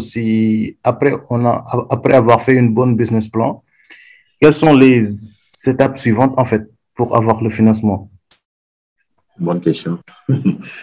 Alors, si vous avez un bon business plan, maintenant, le PSJ peut vous accompagner dans une identification des structures de financement. Parce que vous convenez avec moi que le PSJ ne finance pas, mais le PSJ vous accompagne pour avoir un bon business plan, pour avoir un cutus vous permettant d'avoir une certaine assise crédible au niveau des institutions financières. Donc, une fois que le business plan est cutusé, c'est-à-dire lorsque vous avez le cutus du PSJ, on sait que maintenant, il n'y a plus n'est-ce pas, il n'y a plus grand-chose à voir et que donc, on va vous orienter maintenant vers les institutions financières qui offrent peut-être des conditions ou des opportunités de financement beaucoup plus allégées. Ça peut être soit des institutions de microfinance, on a la liste, ou des banques, n'est-ce pas, ou même des institutions publiques. Hein. Donc, la deuxième étape, hein, après la validation du business plan, c'est de vous orienter maintenant vers des structures de financement qui pourront vous accueillir. OK? OK, d'accord. Donc, si je comprends bien, l'obtention du financement, ce n'est pas garanti à 100%. Bon, si vous avez un bon business plan avec un projet innovant, n'ayez pas peur. Hein, parce que vous savez, le banquier cherche un peu à financer des projets qui sont sûrs, qui sont solvables. Donc, vous savez qu'il n'y a pas de risque zéro pour le banquier. Mais ce que je recherche encore le banquier, c'est quel est le projet qui va me permettre de pouvoir m'assurer que je vais récupérer mon argent. Mais il n'y a pas à avoir peur. Hein. Vous savez, dès l'instant où vous êtes sur l'esprit entrepreneurial, il n'y a pas raison d'avoir peur, n'est-ce pas, d'avancer. Vous savez, le premier obstacle même pour avoir le financement, c'est de ne pas croire en soi-même. Je ne sais pas si vous me comprenez. Oui, si. Voilà, très bien. Donc, terminez le business plan et puis le PSJ pourra vous accompagner dans, en tout cas, une orientation vers les structures de financement. OK, merci beaucoup. Merci, Serigne Salim. Alors, on passe à Moussa Diémé. Allez-y. Bonjour. Bonjour. Bonjour. C'est Aram Fall. Oui. Ma question est que moi, j'ai envoyé mon document business plan, mais je n'ai pas eu de retour jusqu'à présent. Depuis quand? Alors, votre nom? Depuis quand? C'est Aram Fall. Depuis quand? La date limite, c'était le... Je n'ai pas retenu la date, mais j'ai envoyé ça. Mais jusqu'à présent, vous pouvez noter, hein? Mamadou, vous pouvez noter et vérifier au niveau de M. Dia, parce qu'à mon niveau... Aram Fall, d'accord. Voilà, je n'ai plus d'instance de business plan. J'attends même que les gens me donnent pour corriger. J'ai corrigé plus de 60, j'ai corrigé plus de 75 business plans. Et il y a même certains qui ont bénéficié d'une deuxième correction, vous voyez un peu. Donc, peut-être que c'est pas encore envoyé à mon niveau. Donc, M. Diop va vérifier, mais en tout cas, il n'y a pas de stock de correction à mon niveau. D'accord. Okay. De toute façon, je vais vérifier. Non, je l'ai envoyé avant la date. Oui, non, on vous comprend bien. Oui, non, il n'y a pas de souci. Même si vous envoyez maintenant, on va le donner à M. Diop. Ça, il n'y a pas de souci. Hein. J'ai plus d'instance pour le niveau. Voilà, on va faire la recherche nécessaire auprès des services et puis voilà, il va me revenir. D'accord. Dès l'instant où moi je vous envoie un business plan, c'est au niveau de M. Dia. Qui envoie par l'eau à M. Diop, qui corrige aussi par l'eau et renvoie à M. Dia. C'est comme ça que ça se passe. Donc, si vous tardez un peu à envoyer, évidemment, la correction va prendre du temps et que M. Diop n'a pas que ça à faire aussi. Voilà, c'est ça. Et que moi, à l'heure actuelle, je n'ai plus d'instance même de business plan. Bon, il faut peut-être qu'on essaie de voir. Parce que c'est déjà transmis. D'accord. Okay. De toute façon, on fera le point, M. Diop, avec M. Dia. Voilà, très bien. D'accord. Oui. Alors, vous pouvez désactiver le micro. On passe à Noun Sen. Activez votre micro. Bonjour. Allô. Bonjour. Bon, moi aussi, j'ai le même problème que cette dame, que mon camarade a souligné tantôt. Donnez votre nom, s'il vous plaît. C'est Noun Sen. Oui. OK. Mais mon cas, j'ai envoyé et on m'a répondu en m'envoyant le nom de notre étudiant, la correction de notre question. Quel est votre nom? Quel est votre nom? Moi, c'est Ndoun Sen. Ndoun Sen. Bon, ça aussi, il faut qu'on vérifie. Hein, parce que on m'a envoyé votre correction. Non, peut-être c'est au niveau du dispatching. Et ça, c'est au niveau du dispatching. Il va vérifier. Ouais, je vais vérifier. J'ai pris note. Il va vérifier. C'est pourquoi je ne peux pas poser de questions parce que je ne sais pas exactement là où je trouve. Vous aurez, en tout cas, si vous avez donné votre business plan à temps, ou dernièrement, tous les business plans qui m'étaient transmis ont été corrigés et renvoyés. Maintenant, c'est au niveau du dispatching, on va essayer de voir si on ne s'est pas trompé de même. Ok, moi, j'ai fait durant la date qu'on m'avait donnée. Bon. Oui, c'est ça. Non, il n'y a pas de souci à ce niveau. C'est par l'eau, on l'envoie par l'eau. Mais ça, il n'y a pas de problème. Comme vous avez envoyé, on va le donner à M. Diop. Voilà. Ok, merci. De toute façon, on va revenir rapidement. J'ai pris note de tous les noms des gens qui n'ont pas encore reçu de correction. Après, j'ai vérifié au niveau de M. Dia. On fera le point à M. Diop. D'accord, merci. Voilà, parce que moi, j'ai plus d'instance de correction. Hein. J'attends que les gens même me renvoient. Alors, on passe à Moussa Diémé. Bonjour. Oui, Moussa, oui. Bonjour, c'est Moussa Diémé. Oui, Moussa, oui. Donc, j'aimerais savoir, à l'heure où je suis déjà avec mon business plan, maintenant, pour renvoyer, je vais renvoyer avec quel mail? Ah, il y avait un mail que M. Dia avait donné là. Donc, attendez, M. Dia va vous donner le mail de renvoi. PCJ accompagne. Bon, je le mets dans le chat. Hein. Voilà, vous pouvez le mettre dans le chat. PCJ, hein? Attendez, je le mets dans le chat pour copier. Ok. Mamadou, il faut peut-être voir l'ensemble des lauréats qui n'ont pas encore reçu alors que ça a été corrigé. Hein. D'accord. Voilà. Je pense que c'est bon quand même de pouvoir rapidement prendre en charge. D'accord. M. Dia. Ou si ce n'est pas encore transmis, qu'il me transmette rapidement. D'accord. Oui, alors je pense qu'il y avait d'autres que... Alors, on passe à Serif Faloussen. Hein? Serif Faloussen, activez votre micro. Oui, bonjour. Oui, oui. Professeur, comment vous allez? Ça va, vous allez bien? Ça va bien. Bien, merci. Voilà, donc moi j'avais déjà envoyé mon business plan. La première fois, c'était corrigé et vous m'avez encore envoyé à nouveau mon business plan en me disant de le mettre en conforme avec le business plan que vous m'avez envoyé. Donc, je l'ai fait. Ensuite, j'ai envoyé de nouveau. Mais jusqu'à présent, je n'ai... Bon, avant la... Oui. Je me rappelle avoir vu votre Serigne Fallou. Hein? Serigne Fallou Sen, oui. C'est le holding, c'est pas... Non, c'est pas Serigne Fallou. Serigne Fallou aussi, mais j'ai déjà corrigé.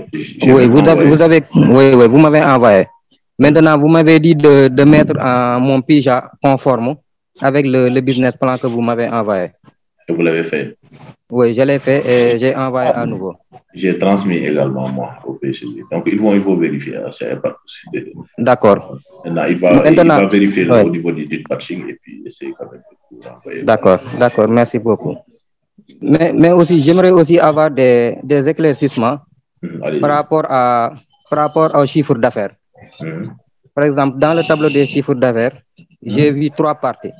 Donc, la première, on a mis basse, intermédiaire, ensuite haute. Oui, je n'ai pas bien compris là. C'est ce que je disais un peu. On parle du postulat que le chiffre d'affaires peut avoir une hausse, une baisse, ou ça peut être une situation modérée. Maintenant, quand vous êtes en conjoncture basse, le chiffre d'affaires va baisser. D'accord? Quand vous êtes en situation de haute conjoncture, ici, on s'attend que le chiffre d'affaires va augmenter. D'accord. OK. Et quand vous êtes en situation normale, non? Ou stable? Oui. Ça veut dire qu'ici, le chiffre d'affaires va se réaliser à 100%. À 100%. D'accord. Merci beaucoup. Merci, je vous remercie. Merci, Serigne Fallou. Allez, merci beaucoup. Micro. On passe à Ibra Gueye. Ibra Gueye, activez votre micro. Monsieur, moi aussi, c'est à peu près un problème. Depuis le 22 septembre, je pense. Le nom? Mais Ibra Gueye, j'ai toujours pas reçu de réponse. Alors, ça, peut-être que le nom me rappelle bien. Je ne pense pas avoir reçu ça. Ibra Gueye, je l'ai envoyé de moi. Tout ce que j'ai reçu, je peux vous dire. Hein. Je ne pense pas avoir reçu Ibra Gueye. Hein. Je n'ai pas reçu. J'ai envoyé depuis le 22 septembre.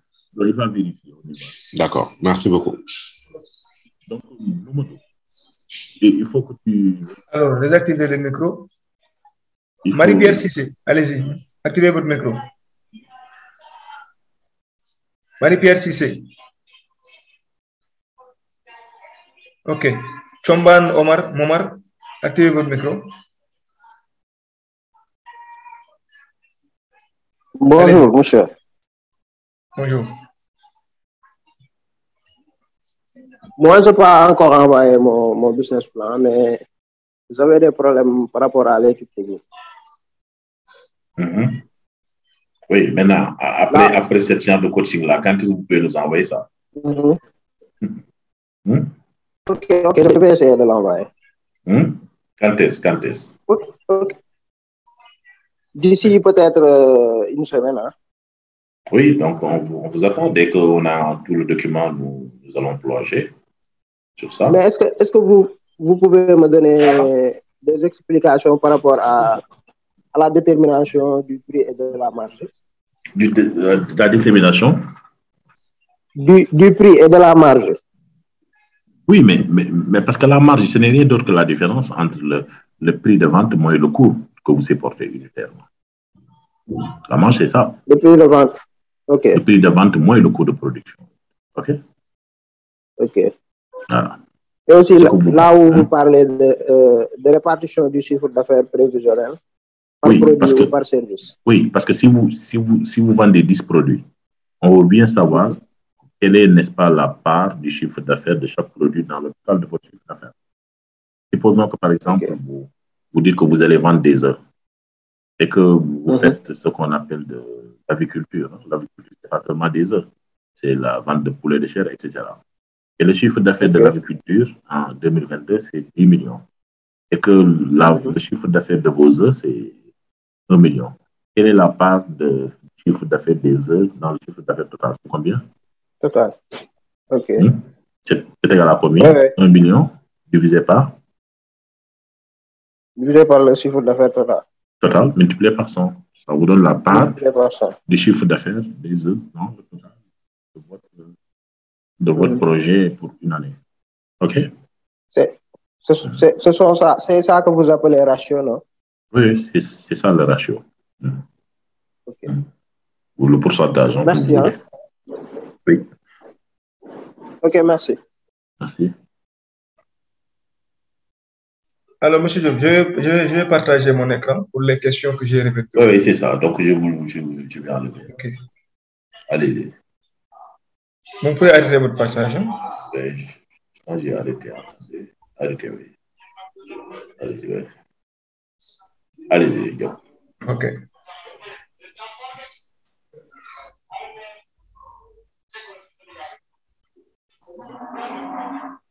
Alors, vous voyez?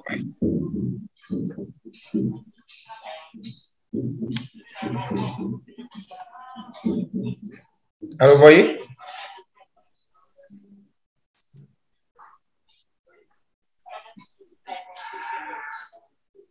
Allô, monsieur Diop?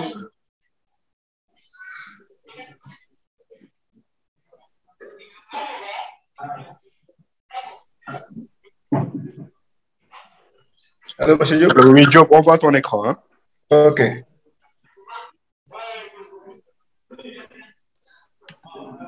Monsieur Diop, voici les questions. Donc, Mansourka qui demande comment calculer le ratio. Deux questions. Comment calculer le ratio? L'amortissement aussi, comment le calculer?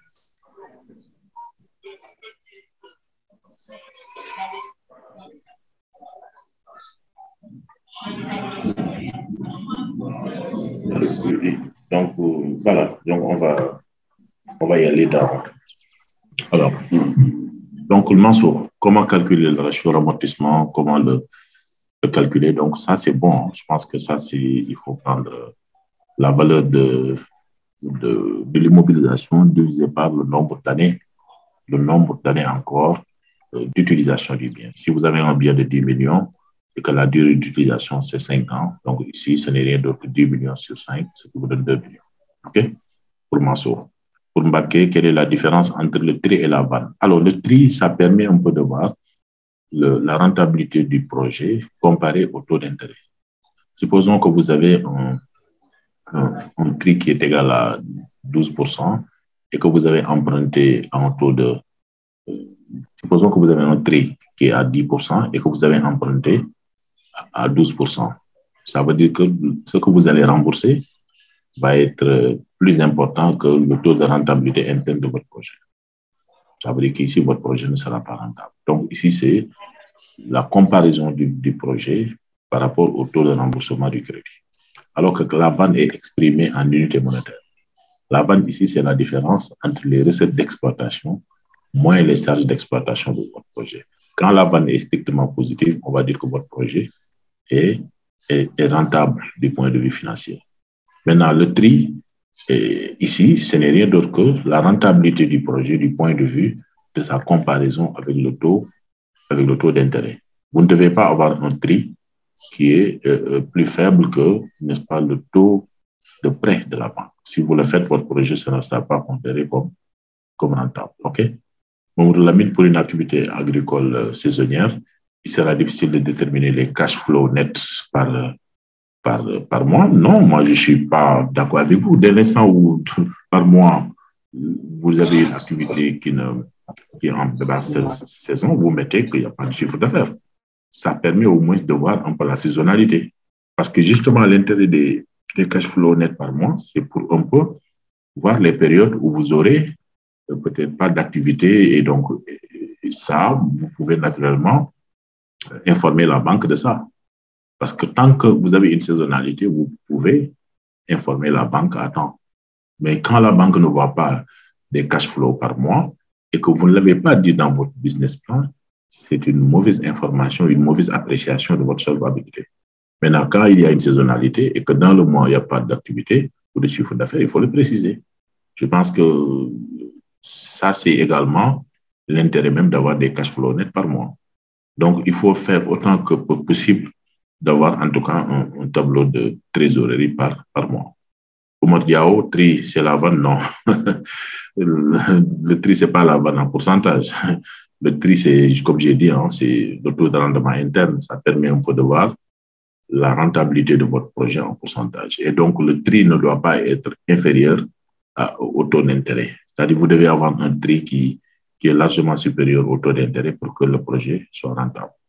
Papouali, est-ce qu'on peut revenir sur le cash flow de ça? Je l'ai dit, le tableau des cash flows sur la première année. Marie-Pierre, votre problème, c'est au niveau du simulateur. Je ne sais pas comment je dois faire pour le mettre dans le business plan. Alors ça, il faut faire des copier-coller. Je pense que ce qu'il faut faire, une fois que vous l'avez...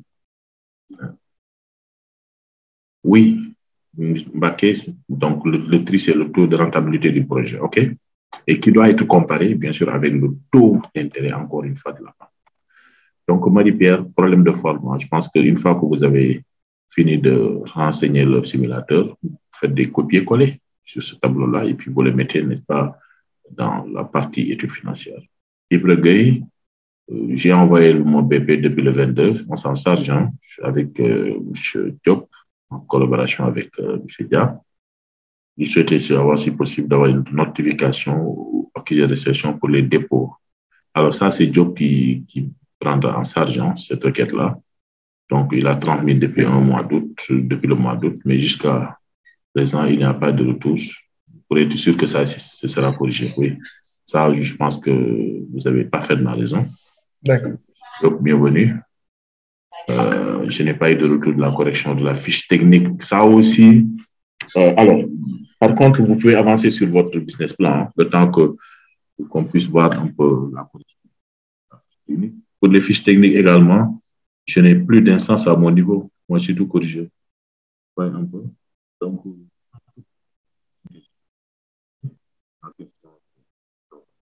il y a d'autres questions qui sont liées à des problèmes d'envoi ou de réception de votre plan. Donc, M. Diop va vérifier ce qu'il faut faire pour me renvoyer. En tout cas, alors, je pense qu'on a fait le tour des questions. Voilà. Alors, Déthié Fall qui lève la main. Déthié Faye, du moins. Déthié Faye, allez-y, activez votre micro. Déthié, oui. Je voulais que, par exemple, si possible, si vous pouvez revenir au niveau du simulateur. À quel niveau? Sur empreinte 2. Au niveau du simulateur, empreinte 2. Parce que j'ai des problèmes pour mettre... Parce que là-bas, il n'y a pas une place où on peut remplir, quoi, comme le rouge là. Emprunt, vous dites... Non, pour l'emprunt. Non, pour l'emprunt, vous ne pouvez pas. Pour l'emprunt, c'est au niveau des besoins de financement. Regardez. Non, au niveau du compte prévisionnel. Regardez. Regardez un peu. Pour renseigner un peu la période, il faut mettre 5 ans ici, OK? Maintenant, ce qu'il faut faire, c'est que la durée de l'emprunt est ici. C'est les 4 millions-là qu'il faut remplir. Vous voyez un peu dans le plan de financement. Est-ce que vous voyez? Oui, ça, j'ai tout rempli, cela. Je l'ai rempli, mais au niveau Normalement, ça doit pouvoir se générer. Ce n'est pas généré. Maintenant, est-ce que vous avez renseigné le taux d'intérêt ici, 10%? Renseigner le taux d'intérêt. Taux d'intérêt combien? 10%. Vous êtes dans la partie emploi. Je ne parviens pas à remplir cela parce que ça ne prend pas remplir. Si. Si, moi je parviens. Ça ne me donne pas l'occasion d'écrire là-dedans. Vous êtes dans la partie emprunt 1 ou emprunt 2? Oui. Emprunt 2. Est-ce qu'on est dans la même cellule? Oui, on est dans la même cellule. Taux d'intérêt? Mais je ne parviens pas à écrire là-dessus. C'est bizarre. Et la durée? Durée?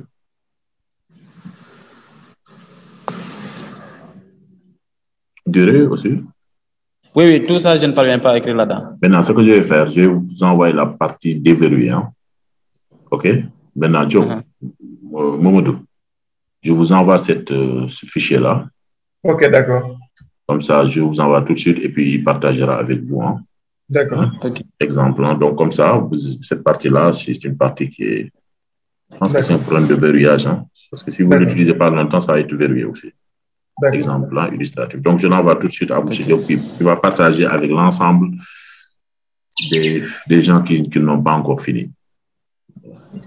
Voilà. Est-ce que parmi vous, il y en a qui ont déjà quand même finalisé tout le business plan? Bon, parce que je vois que ceux qui ont déjà finalisé ne sont pas connectés. Je crois. Ça doit être ça. Parce qu'il y a peut-être une bonne...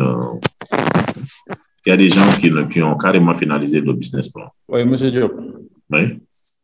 Bon, moi, j'ai envoyé mon document en intégralité avec le simulateur et tout, hein, mais jusqu'à présent... Le nom, c'est comment? Hein? Le nom, c'est comment? Mamadou Lamine Ndiaye. Mamadou Lamine Ndiaye, attendez, je vois juste... Hein.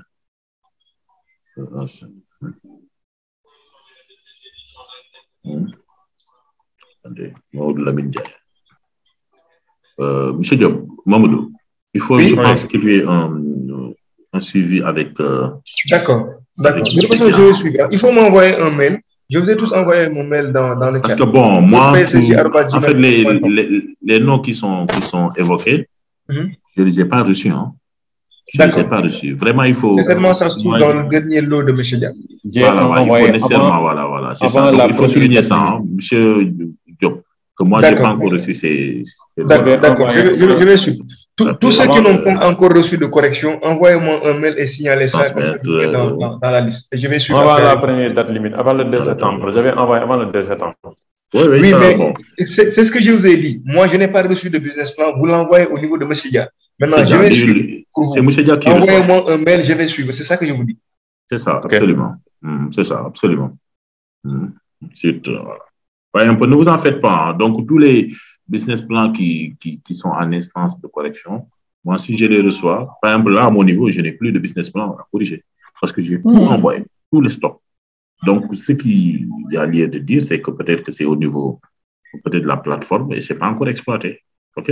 Nous avons envoyé accompagnement.psj@gmail.com. Mais ne vous en faites pas. Toutes les... Si vous voulez, renvoyez-moi personnellement les business plans. OK, vous voulez. Renvoyez-moi personnellement les business plans. Okay. Voilà, comme ça, moi, dès que je les reçois, je les traite un peu.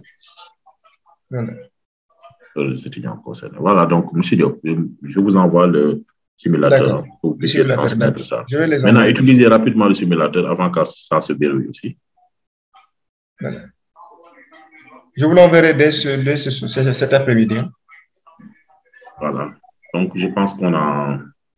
On a fait le tour. Là, je vois Marie Cissé. Marie-Pierre Cissé, activez votre micro.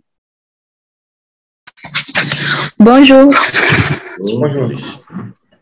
Bon, moi, mon problème, c'est au niveau du simulateur, le remplissage des tableaux. Je ne parviens même pas à les faire.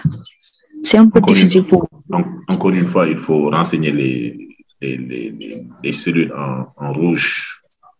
OK, je vous ai envoyé le simulateur encore avec un déverrouillage. Maintenant, vous renseignez que les chiffres rouges. Tout le reste, vous ne pouvez pas y toucher. N'y touchez pas. OK? OK. Voilà. Donc, je vous enverrai le nouveau simulateur aujourd'hui. Les autres tableaux aussi, j'ai un peu de problème là-bas pour les remplissages. D'accord.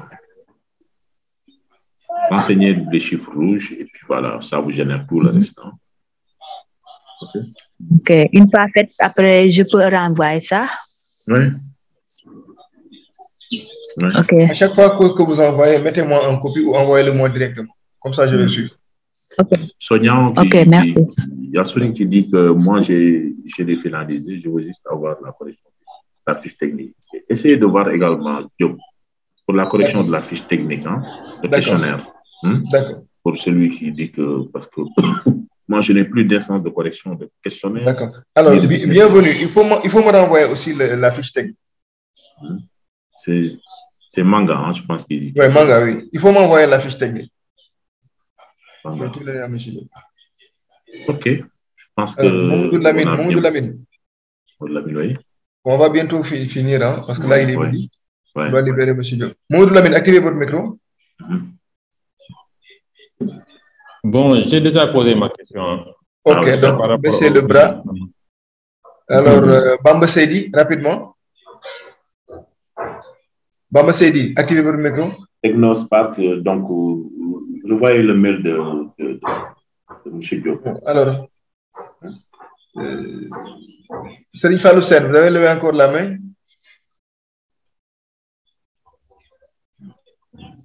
Alors, on baisse la main. Cissé,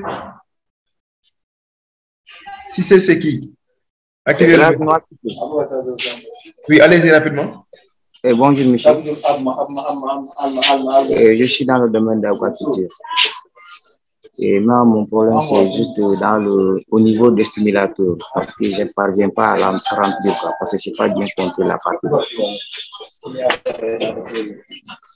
Vous êtes connecté en retard? Hein? Vous êtes connecté en retard, j'ai dit? Oui, effectivement, oui. Donc là, on ne pourra pas revenir là-dessus. Vous aurez la vidéo enregistrée. Parce que monsieur ce que je peux vous dire, M. Cissé, et M. Diop a parfaitement raison, on vous a envoyé le simulateur avec un déverrouillage. Donc, toutes les parties qui sont en couleur rouge, c'est les parties que vous allez introduire les données. Après, le simulateur vous génère tous les autres résultats. Donc, vous n'avez pas besoin de faire les calculs. Renseignez juste les parties en couleur rouge, OK? Les parties en couleur rouge. Oui, il va vous envoyer le simulateur. Hein? Okay. Je vous l'envoie cet après-midi. D'accord. Alors, monsieur, je pense qu'on va vous libérer. Il n'y a pas de souci. Bon, M. Cissé, il faut peut-être mettre à profit le simulateur qui sera transmis pour refaire le travail en insistant sur le fait que vous introduisez que les données en rouge, parce que le simulateur génère tout le reste.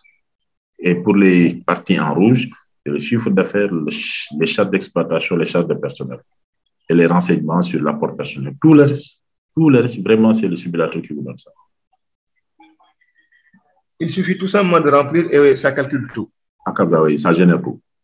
Ça a été vraiment bien défini, prédéfini. Donc, Bamba, il y a Bamba Seydi qui dit que pour le chiffre d'affaires, doit-on prendre des quantités élevées. Bon, en fait, il faut peut-être partir. Hein. Pour Bamba, il faut partir des postulats de base. Hein. On a dit qu'il faut poser des scénarios. Les scénarios, c'est de se dire, est-ce que le chiffre d'affaires va se réaliser à 100%. Si ça se réalise à 100%, c'est une situation normale. Il faut poser une autre hypothèse où le chiffre d'affaires peut se réaliser à 90%. Dans ce cas, vous êtes en hypothèse basse. Et l'autre cas, c'est de se dire que le chiffre d'affaires va se réaliser à 110%. Ça veut dire qu'ici, vous avez une situation de haute conjoncture. Donc, il ne faut pas être dans une situation seulement linéaire. Ça, je l'ai dit et je l'ai redit, mais il faut être dans une situation quand même avec 3 hypothèses. OK? Oui, pour les charges, c'est la même chose aussi. Les charges, il faut poser des hypothèses aussi. Parce que les charges peuvent être très élevées, anormalement élevées et peut-être normales. Tout ça, vous l'avez dans le simulateur, dans la partie scénario. Okay. Que je vous enverrai dès cet après-midi. D'accord, très bien. Voilà. Donc, monsieur Diop, on va vous libérer. Non, il n'y a pas de souci. Oui, dernier mot, en fait, peut-être vous remercie pour ceux qui sont présents et vous demandez également de tout faire pour, en tout cas, finaliser cette dernière phase-là. Moi, je suis toujours réactif. Dès que je reçois un business plan, j'essaie de le corriger dans les délais escomptés. Maintenant, il faut vraiment accélérer, beaucoup accélérer pour tous ceux qui n'ont pas peut-être avancé sur le business plan. L'idéal, c'est d'avoir tout d'ici avant la fin du mois de novembre, parce que les cutis vont être donnés à partir du début décembre. Voyez un peu, les cutis, c'est vraiment lorsque toutes les corrections seront faites et qu'on vous dise, oui, allez-y voir une institution financière. Donc, je compte vraiment sur vous d'ici donc la fin du mois de novembre. S'il y a des gens qui ont tout fini, on peut leur donner le cutis. S'il y a des retardataires, bon, on peut toujours les accompagner, mais essayez quand même de faire vite. OK? Vous avez le carnaval, vous avez le simulateur, vous avez un expert qui est mis à votre disposition. Je pense que pour le reste, la balle est dans votre camp. Merci à tous et à toutes et à très bientôt. Merci beaucoup, M. Diop. Alors, vous tous, je vous enverrai la vidéo, le lien de la vidéo enregistrée, également le nouveau simulateur. Merci à tous.